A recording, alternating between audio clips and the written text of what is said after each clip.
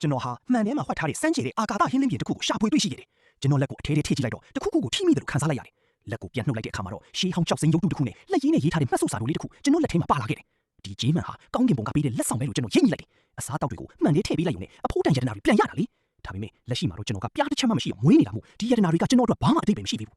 အဲ့ဒီအချိန်မှာပဲဖုန်းထဲမှာရှေးဟောင်းပစ္စည်းစစ်စီးအကဲဖြတ်တဲ့အစီအစဉ်တစ်ခုရဲ့အကြောင်းကြားစာတက်လာတယ်စီကံကရိုးရိုးလေးပဲအကယ်၍ပစ္စည်းကအတုဆိုရင်နေရာတင်ရိုက်ခွဲဖြတ်စီးပြရမယ်ဒါပေမဲ့ပစ္စည်းအစ်စ်ကိုမှမှားပြီးဖြတ်စီးမိရင်တော့အဲ့ဒီတန်ဖိုးရဲ့30ကိုပြန်လော်ပေးရမှာပါကျွန်တော်လေအဲ့ဒီကြောက်စင်းရုပ်တုကိုယူပြီးအစီအစဉ်စီကိုအမြန်ပြေးသွားခဲ့တယ်မထင်မဲ့ပဲကျွန်တော်ရဲ့ရီးစားဟောင်းနေသူမရဲ့တထေးသားရီးစားတိတ်ကဒိုင်လူကြီးနေရာမှာထိုင်နေကြတာကိုတွေ့လိုက်ရတယ်သူတို့ကကျွန်တော်ကိုမြင်ချင်းပြီးလူပုံအလေးမှာဝိုင်းပြီးအဆက်ခွေးကြတော့တာအချင်းကြီးကအရန်ကိုစိတ်ပြတ်ဖို့ကောင်းလို့ညီကြီးလေးပဲနှုတ်ရှူသွားခြင်းစိတ်ပေါက်မိတယ်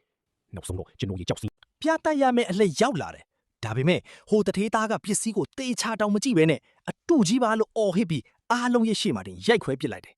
အဲ့ဒီအချိန်မှာရှေးဟောင်းပစ္စည်းအသင်းဥက္ကဋ္ဌကဒါကို TV ကနေမြင်သွားခဲ့တယ်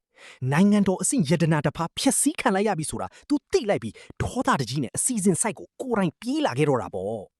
တစ်ဖက်မှာလည်းအစီအစဉ်တင်ဆက်သူကဟိုတထေးသားဘက်ကနေကာကွယ်ပေးနေပြီးဒီအစီအစဉ်ကနာမည်ပြတ်မရှိချောင်းဓာတ်ရိုက်ထုံးနေနေတာမို့ဒီကြောက်စင်းကအတုပဲဖြစ်ရမယ်လို့စွတ်ပြောနေတယ်ကျွန်တော်ဒေါသထက်ခါနီးမှာပဲအစီအစဉ်ရဲ့စီကန်းကိုတတိယသွားတယ်အစ်စ်တာဆိုရင်အစေစရောရမယ်လी